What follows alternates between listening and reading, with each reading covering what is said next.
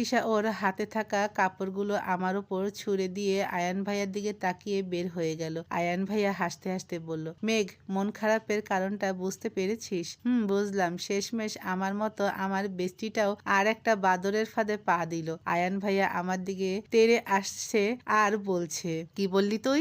কই কিছু বলিনি তো, বলেই এক ছুটে বেরিয়ে আসলাম রুম থেকে। বাসের সিটে হেলান দিয়ে বসে আছি। আমার পাশে তিশা, আমাদের পেছনের সিটেই তাসিন আর আয়ান ভাইয়া বসেছে। দুজনের মুখের দিকে তাকানো যাচ্ছে না, গুম হয়ে বসে আছে দুজনে। বাসে উঠে আমি জানালার পাশটায় বসে তিশাকে আমার পাশেই বসিয়েছি। তাসিন তো সেই রকম বিরক্ত, ওকে কেন বসতে না দিয়ে তিশাকে বসালাম। আর আয়ান ভাইয়া তো তার থেকেও বেশি বিরক্ত। ইস, কত আশা করেছিল তিশার পাশে বসবে। তাসিন উঠে দাঁড়িয়ে আমার কানে কানে বলল, মেঘা, এটা কি করলে বলো তো? তিশাকে আয়ানের পাশে বসতে দাও, আমি তোমার পাশে বসবো। চুপচাপ বসে থাকুন। কাল রাতে রোহান ভাইয়ার সামনে যা করেছেন এটা তারই শাস্তি। শাস্তি তো অনেক ধরনের আছে মেঘা পাখি, ওদেরকে একটু সুযোগ করে দাও। ওদের সুযোগ দেওয়ার কথা বলছেন নাকি নিজের?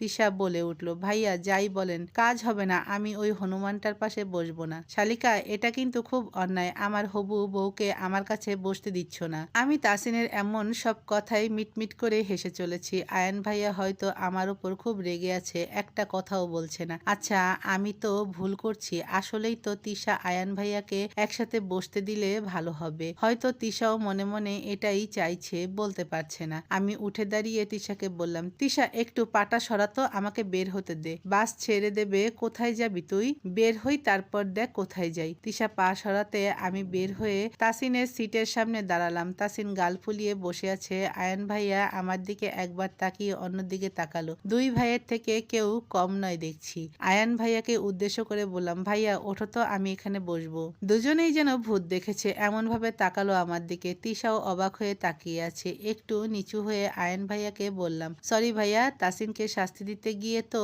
তোমাদের শাস্তি দিতে পারি না, তাই না? যাও তিশার পাশে বসো, আমি এখানে বসছি। আয়ান ভাইয়া হেসে দিয়ে বলল, এই তো আমার বোনের মতো কাজ করেছিস। হয়েছে, যাও বসো ওই সিটে। তিশা বলে উঠল, মেঘা, এটা কি হলো? আমাকে একা রেখে তুই ওখানে বসছিস কেন? একা কোথায়? আয়ান ভাইয়া বসছে তোর পাশে। শোন, সামনে তাকিয়ে চুপচাপ বসে থাক, পিছনে তাকাবি না। তিশা মুখ ভেঙচি দিয়ে ঘুরে বসলো। এই যে পিচ্চি, সরো, আমাকে ওপাশে বসতে দাও। বলেছি না পিচ্চি বলবেন না, আপনি অন্য সিটে গিয়ে বসুন, এখানে আমি একাই বসবো। বাসে আমার জন্য এই একটাই সিট খালি আছে, বুঝলে? কথা না বাড়িয়ে বসতে দাও। তিশা দেখলো সত্যি কোনো সিট ফাঁকা নেই, তাই সরে জানালার পাশে ঘেসে বসে পড়লো। আয়ান ভাইয়া একটু হেসে ওর পাশেই বসলো। এদিকে তাসিন এখনো গাল ফুলিয়ে বাইরের দিকে তাকিয়ে বসে আছে। আমি তাসিনের হাতের উপর হাত রাখলাম, উনি তাকালো না। বাবা, কত অভিমান! শুনুন না, আর অভিমান করতে হবে না, আমি আপনার পাশেই তো বসেছি। কেন বসেছো? যাও, আমাকে তো শাস্তি দেবে তুমি। আমি কিন্তু তমা আপুকে ডাকবো এখন এমন করলে। না থাক, আমাদের মাঝে আপুকে জড়াবে কেন?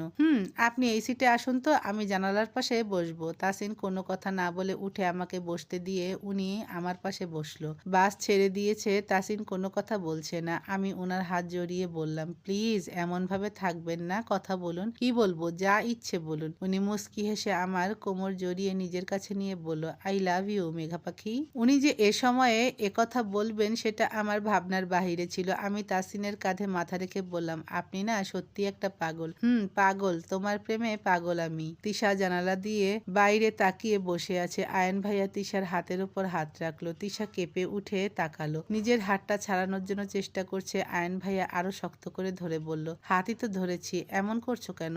কেন ধরবেন? আমার হাত ছাড়ুন, ভালোবাসি তাই ধরেছি। তিশা আর কিছু বলল না, ওভাবেই বসে থাকলো। আয়ান ভাইয়া তিশার দিকে আরো একটু চেপে বসলো। ভেবেছো কিছু? কি ভাববো? ওই যে ওটাই, শূন্যর বাইরে আসা যায় কিনা জানি না, বলেই বাইরে তাকালো। আয়ান ভাইয়াও আর কিছু বলল না, তিশার হাত ধরেই বসে রইল। কিছুক্ষণ পর খেয়াল করলো তিশা সামনের দিকে বারবার ঝুঁকে পড়ছে। আয়ান ভাইয়া আমাকে ডাকলো। আমি তাসিনকে ছেড়ে উঠে দাঁড়িয়ে বললাম, কি হলো ভাইয়া, ডাকছো কেন? মেঘ, তিশার কি গাড়িতে ঘুমানোর অভ্যাস আছে? হ্যাঁ ভাইয়া, ও দূরে কোথাও জার্নি করলেই ঘুমিয়ে পারে। ও আচ্ছা, ঠিক আছে, তুই বসে পড়। তিশা ঘুমে পড়ে যেতে নিলে আয়ান ভাইয়া ওকে এক হাতে আগলে নিল। একটু পর ভাইয়া খেয়াল করলো তিশার মাথাটা ওনার কাঁধে। ভাইয়া মুস্কি হেসে ওকে আরো একটু জড়িয়ে নিল। ওর মুখের দিকে তাকিয়ে মনে মনে বলল, ইস, আমার পিচ্চিটাকে ঘুমের মধ্যে আরো মায়াবী লাগছে। ভালোবাসি তোমাকে ঘুম পড়ি। 6 ঘন্টা পর আমরা ঢাকায় এসে পৌঁছালাম। তিশা তখনও ভাইয়ার কাঁধে মাথা রেখে ঘুমাচ্ছিল। তাসিন ভাইয়াকে বলল,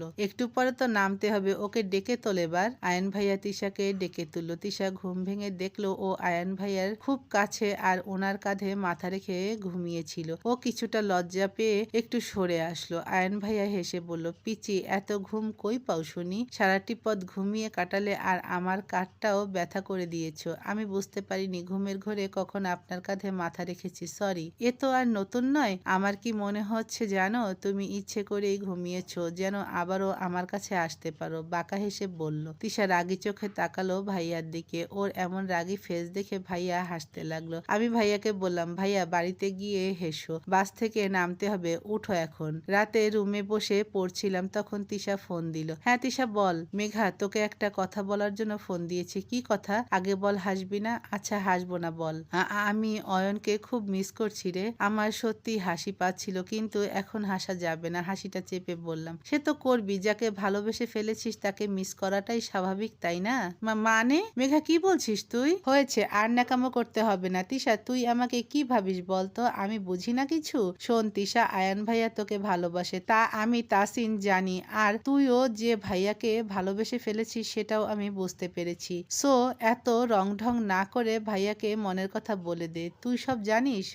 জানি। এখন ফোন রাখ, তাসিন কল দিচ্ছে। তিশা কেটে দিল। আমি তাসিনের ফোন রিসিভ করে তিশার কথাগুলো বললাম। হঠাৎই তাসিনের পাশে জোরে আওয়াজ হলো। কিসের আওয়াজ হলো আপনার পাশে? কিসের আবার? তিশার বাদরটা। তিশা ওকে মিস করছে শুনে লাফিয়ে উঠেছে। বেড সাইড টেবিলে গ্লাস ছিল, ওটা পড়ে ভেঙে গিয়েছে। আমি জোরে হেসে উঠলাম, তাসিনও হাসছে। আয়ান ভাইয়া তাসিনের থেকে ফোনটা নিয়ে আমাকে বলল, মেঘ, তিশার বাড়ির ঠিকানাটা দে না বোন, আমি এখনই দেখা করবো ওর সাথে। ভাইয়া, মাথা ঠিক আছে তোমার? প্রায় 11টা বাজে, এখন ওদের বাড়িতে কি করে যাবে তুমি? আমি তোমাকে কাল ওর সাথে দেখা করিয়ে দিব। কাল না, আমি আজ দেখা করব। ও আমাকে মিস করছে, ভাবতে পারছিস মেঘ? দে না ঠিকানাটা। তাসিন ফোন নিয়ে বলল, তোমরা পারো। মেঘা, তুমি তো আমাকে পাগল করেছো, এখন তোমার ফ্রেন্ড আমার ভাইটাকে পাগল করলো। পাগল হতে কে বলেছে আপনাদের? হ্যাঁ, কে বলেছে? আচ্ছা সেটা পরে বলবো। শোনো, তিশাদের বাড়িটা তো আমাদের এখান থেকে কাছেই, আমি আয়ানকে দিয়ে আসবো। তিশাকে আগেই কিছু বলো না, কিন্তু তিশার বাড়ির কেউ দেখলে কি হবে সেটা নিয়ে ভেবো না। রাখছি এখন, ওকে পৌঁছে দিয়ে কল দেব। আমার তো টেনশনে ঘাম হচ্ছে, না জানি ভাইয়াটা তিশার সাথে কিভাবে দেখা করবে। তিশার রুমটা দোতলায়, তাসিন আগে গিয়েছে তাই চিনতে প্রবলেম হয়নি। তাসিন ভাইয়া নিচে থেকে আয়ান ভাইয়াকে উপরে উঠার ব্যবস্থা করে দিয়ে চলে আসলো। আয়ান ভাইয়া উঠে তিশার রুমের ব্যালকনিতে দাঁড়ালো, দরজাটা লক করা। এখন আমি কি করি? দরজাটা তো ভেতর থেকে লক করা মনে হচ্ছে, দরজাটা নক করে দেখি একবার। আয়ান ভাইয়া এগিয়ে দরজায় হাত দিতে কিছুটা ফাঁকা হয়ে গেল। বাহ, দরজাটা তাহলে খোলাই ছিল। উফ আয়ান, তোর ভাগ্যটা খুব ভালো, মনে মনে বলল। আয়ান ভাইয়া ভেতরে ঢুকলো। এ কি, তিশা কোথায়? তাসিন আমাকে ভুল রুমে পাঠায়নি তো? তখনই ওয়াশরুমের দরজা খোলার শব্দ পেয়ে আয়ান ভাইয়া ঘুরে তাকালো। তিশা বের হয়ে আয়ান ভাইকে নিজের রুমে দেখে চমকে গেল, অবাক হয়ে বলল, এ কি, আপনি এত রাতে আমার রুমে? জোরেই বলল কথাটা। আয়ান ভাইয়া দ্রুত গিয়ে তিশার মুখটা চেপে ধরে বলল, আরে এত জোরে কথা বলছো কেন? আমি শুনতে পাই তো নাকি? বলেই মুখ থেকে হাত সরিয়ে নিল। আপনি এখানে কেন আর কিভাবে আসলেন? কিভাবে এসেছি সেটা তোমার না জানলেও চলবে। আমি এখানে এসেছি আমার পিচ্চিটাকে দেখতে, সে নাকি আমাকে খুব মিস করছে। তিশা বিড়বিড় করে বলল, হারা মেঘাটা বলে দিয়েছে আমি ওনাকে মিস করছি। তোকে পাই সামনে একবার। কি হলো, বিড়বিড় করে কাকে বকছো? কাউকে না। আপনার দেখা হয়েছে, এখন যান আপনি। 2 মিনিট হলো না এসেছি, এটুকু দেখাতে মন ভরে নাকি? বলেই তিশার হাত ধরে নিজের কাছে নিয়ে আসলো। আমাকে এভাবে ধরেছেন কেন? ছাড়ুন। এমন ভাবে বলছো যেন আমার কাছে আগে আসনি। ছাড়ুন, অস্বস্তি লাগছে। অয়ন ভাইয়া ওকে ছেড়ে দিয়ে বলল, ছাড়লাম। আচ্ছা তিশা, সত্যি খুব মিস করছিলে আমায়? একটুও না। নিচে তাকিয়ে বলল, ও তাহলে আর কি, আমি বরং চলেই যাই। কেউ তো আমাকে মিস করে না, আর ভালোবাসা তো কত দূরে। তিশা তাকালো ভাইয়ার দিকে। ভাইয়া তিশাকে বাই বলে ব্যালকনির দিকে যেতে নিলে তিশা দ্রুত পায়ে এগিয়ে ভাইয়াকে পিছন থেকে জড়িয়ে ধরলো। ভাইয়া ভেবেছিল তিশা ওনাকে ডাকবে, কিন্তু এভাবে যে জড়িয়ে ধরবে ভাবতে পারেনি। হাঁ করে পাথরের মতো দাঁড়িয়ে আছে। তিশা ওভাবেই জড়িয়ে ধরে বলল, ভালোবাসি আয়ান, খুব ভালোবেসে ফেলেছি আপনাকে। আয়ান ভাইয়ার ঠোঁটে হাসি ফুটে উঠল। উনি ঘুরে দাঁড়িয়ে তিশার দুগালে হাত দিয়ে বলল, আমি জানি তো তুমি আমাকে ভালোবাসো। তোমার সেদিনের শূন্য বলার পিছনে যে এটাই ছিল আমি বুঝতে পেরেছিলাম। শুধু অপেক্ষায় ছিলাম তোমার মুখ থেকে ভালোবাসি কথাটা শোনার জন্য, বলেই তিশার কপালে ঠোঁট ছোঁয়ালো। তিশা মুচকি হেসে বলল, হনুমান একটা, সব জেনেও এমন ঢং করছিলেন এ কয়দিন? হ্যাঁ গো পিচ্চি। তিশাকে টেনে নিজের বুকে জড়িয়ে আয়ান ভাইয়া বলল, জানো তিশা, আমি না এখনো ভাবতে পারছি না আমি কাউকে ভালোবাসি। তোমাকে দেখার আগে কখনো এমন হয়নি আমার। তোমাকে দেখার পর থেকে বুকে এক অন্যরকম অনুভূতি হয়েছিল। তখনই মনের কোণে তোমাকে নিয়ে স্বপ্ন বুনতে শুরু করেছি। এখন আমার সব চাওয়া পাওয়া স্বপ্ন শুধু তোমায় ঘিরে। নিজের রুমে দুগালে হাত রেখে বসে আছি। তিশা পাশ থেকে বলে উঠল, মেঘা এভাবে বসে থাকার মানেটা কি বলবি আমায়? কোনো প্রবলেম হয়েছে কি? প্রবলেম রে তিশা, বড় প্রবলেম। কি হয়েছে বল না। তিশা, কাল খালামণিরা আসবে আমার আর তাসিনের বিয়ের ডেট ঠিক করতে। কি? এ তো খুব ভালো কথা। তোর এখন উড়াধুরা ডান্স করার কথা, আর তুই মুখটা প্যাঁচার মতো করে বসে আছিস। তুই কি এইটাকেই প্রবলেম বলছিস? ওই হারা, এতে প্রবলেমের কি আছে শুনি? তুই আর তাসিন ভাইয়া দুজন দুজনকে ভালোবাসিস, তাহলে বিয়ে যত তাড়াতাড়ি হবে ততই ভালো, তাই না? এই বিয়ের কথা শুনেই তো ভয়ে আমার হাত পা ঠান্ডা হয়ে আসছে। কিসের এত ভয়? ভ্রুকুসকে বলল তিশা। জানি না, কেমন যেন একটা নার্ভাসনেস কাজ করছে। তিশা আমার কথায় জোরে জোরে হাসতে লাগলো। ওই পেটনি, হাসছিস কেন তুই? হাসবো না তো কি কাঁদবো? ভালোবাসিস যাকে তাকেই তো বিয়ে করবি, তাহলে এত ঢং করার কি আছে? হেসে নে, বেশি করে হেসে নে, আমারও সময় আসবে। আমারটা পরে ভাবিস, আগে বল শপিংয়ে কবে যাবি? উফ মেঘা, আমি তো ভাবতে পারছি না তোর বিয়ে হবে। এই, তোর মাথা ঠিক আছে তিশা? নাকি আয়ান ভাইয়া তোর মাথাটা পুরাই চিবিয়ে খেয়েছে? কাল বিয়ের দিন ঠিক করবে, তারপর তো শপিংয়ের কথা আসবে, আর তুই আগেই লাফাচ্ছিস। আমার মাথা তোর ওই বাদর ভাই চিবিয়ে খাবে? কি যে বলিস না তুই, উল্টো আমি তার মাথা চিবিয়ে খাবো। খেতেও পারিস, পেতনি বলে কথা। আহারে, আমার ভাইটা শেষ পর্যন্ত একটা পেতনির প্রেমে পড়লো। মেঘা, ভালো হচ্ছে না কিন্তু, বলেই আমাকে মারতে লাগলো। তখনই কেউ বলে উঠল, এটা কি করছো পিচ্চি? আমার বোনটাকে মেরে ফেলবে নাকি? ওকে ছেড়ে আমাকে মারো, আমি কিছু মনে করব না। আয়ান ভাইয়া হেসে কথাগুলো বলে খাটে পা ঝুলিয়ে বসে পড়লো। তিশা চুপ করে দাঁড়িয়ে পড়লো, আর আমি ভাইয়াকে বললাম, দেখেছো তো ভাইয়া, তিশা বিয়ের আগেই ননদের ওপর টর্চার করছে। আমি মোটেও টর্চার করিনি, তুই আমাকে ও কথা কেন বললি? ব্যাস, আবার লেগে গেল আমাদের। আয়ান ভাইয়া দুহাতে কান চেপে ধরে জোরে বলল, তোরা থামবি? আমার কানের তো 12টা বেজে গেল তোদের ঝগড়াতে। আর এই যে পিচ্চি, কম কথা বলতে পারো না? তিশাকে বলল। হ্যাঁ, এখন তো সব আমার দোষ, তাই না? আর কতবার না বলেছি আমাকে পিচ্চি বলবেন না, তো কি বলবো, পিচ্চির আম্মু বলবো? তাহলে তো তার ব্যবস্থা জলদি করতে হবে, তাই না? চোখ মেরে বলল। তিশা কিছু না বলে রেগে অন্যদিকে ঘুরে দাঁড়ালো। আয়ান ভাইয়া আমাকে বলল, মেঘ, চোখটা একটু বন্ধ করতো। কেন ভাইয়া? যা বলেছি কর, আমি বলার আগে চোখ খুলবি না। ঠিক আছে, করলাম। আমি চোখ বন্ধ করতেই আয়ান ভাইয়া তিশাকে পেছন থেকে জড়িয়ে ধরল। তিশা চমকে উঠল হঠাৎ এভাবে ধরায়। ভাইয়া তিশার কানে কানে ফিসফিসিয়ে বলল, তুমি কি জানো তোমার এমন রাগী চেহারাটা দেখতে কতটা সুইট লাগে? মনে চাইছে খেয়ে ফেলি তোমায়। বলেই তিশার গালে একটা চুমু খেয়ে ছেড়ে দাঁড়ালো। আর তিশাও তো বরফের মতো শক্ত হয়ে চোখ বড় বড় করে দাঁড়িয়ে আছে। আমি সবটাই দেখেছি ভাইয়া, যখনই ওকে ছাড়লো আমি আবার চোখ বন্ধ করে নিলাম। মেঘ, এবার চোখ খুলতে পারিস। কাজ তো শেষ, তাই না? বলেই মুচকি মুচকি হাসতে লাগলাম। ওরে পাজি, তুই দেখেছিস? কই না তো, আমি কিছু দেখিনি। তিশার কাছে গিয়ে ওর হাতে একটা চিমটি কেটে বললাম, কি রে পেতনি, তোর বকবকানিগুলা কোথায় গেল এখন? তিশা বিস্ফোরিত চোখে আমার দিকে তাকালো, তারপর আয়ান ভাইয়ার দিকে তাকিয়ে বলল, ভাই বোন সবগুলো একরকম, বলেই বেরিয়ে গেল। খালামণি, খালু, তমা আপু, ইমরান ভাইয়া এসেছে বিয়ের দিন ঠিক করতে। তাসিন আসেনি, তবে আমাকে জ্বালিয়ে মারছে বারবার ফোন দিয়ে। কি হয়েছে, এতবার ফোন দিচ্ছেন কেন? ইচ্ছে করছে তাই। আমাকে ওরা কেন নিল না বলো তো? কোথায় ভেবে রেখেছিলাম তোমাকে আজ একটু দেখব। কেন আগে দেখেননি বুঝি? 5 দিন হয়েছে দেখি না, ভাবতে পারছো মেঘা পাখি? আমার তো এখনই ছুটে আসতে মন চাইছে। আচ্ছা, কি পরেছো তুমি? আজকে শাড়ি পরেছো? পড়তে চাইনি, তমা আপু জোর করে পড়িয়ে দিল। ভালো হয়েছে, এখনই আমাকে ছবি পাঠাও। ছবি তুলতে আমার ভালো লাগে না, জানেন না আপনি? ওহ, তাহলে ভিডিও কলে আসো। খুব দেখতে ইচ্ছে করছে তোমাকে। তারপর আবার শাড়ি পরেছো, না জানি কতটা সুন্দর লাগছে তোমায়। এত দেখতে হবে না, পরে দেখবেন। কি আর করা, কপাল খারাপ হলে যা হয়। ঠিক আছে, পরেই দেখে নিব। অরিন আমার কাছেই ছিল, আমাদের কথার মাঝেই ও বলল, মামি ওইটা কি? একটা শোপিস দেখিয়ে তাসিন হেসে বলল, বাহ, আমার অরিন আম্মুটা মামি বলতে শিখে গিয়েছে। ওকে আমার হয়ে একটা পাপ্পি দিয়ে দাও তো মেঘা পাখি। আমি খালামণির পাশে বসে আছি, খালামণি একটা আংটি আমার আঙ্গুলে পরিয়ে দিল। তমা আপু নানা রকম কথা বলে চলেছে। বাবা আর খালু অন্য সোফায় বসে কথা বলছে। ইমরান ভাইয়া তমা আপুকে বলল, তাসিনকে নিয়ে আসলে ভালো হতো, ও তো আসতেই চেয়েছিল। তমা আপু বলল, বাবা না করলেও আসতে বলল, আজ তো দিন তারিখ দিব, আজ ওর গিয়ে কাজ নেই। অবশেষে বিয়ের ডেট দেওয়া হলো আজ থেকে 10 দিন পর। আপুরা চলে যাবে, তাই বিয়েটা তাড়াতাড়ি সেরে ফেলবে। মায়ের কোলে মাথা রেখে শুয়ে আছি, মা আমার মাথায় হাত বুলিয়ে দিচ্ছে। মেঘা, তোর কি মন খারাপ মা? এভাবে এসে কোলে শুয়ে পড়লি যে? এমনি ভালো লাগছিল না। কেন রে, তাসিন কি কিছু বলেছে তোকে? না মা, উনি কি বলবেন। আচ্ছা মা, বিয়ে হলে মেয়েদের নিজের বাড়ি ছেড়ে কেন চলে যেতে হয়? এবার বুঝতে পারলাম আমার মেয়েটার মন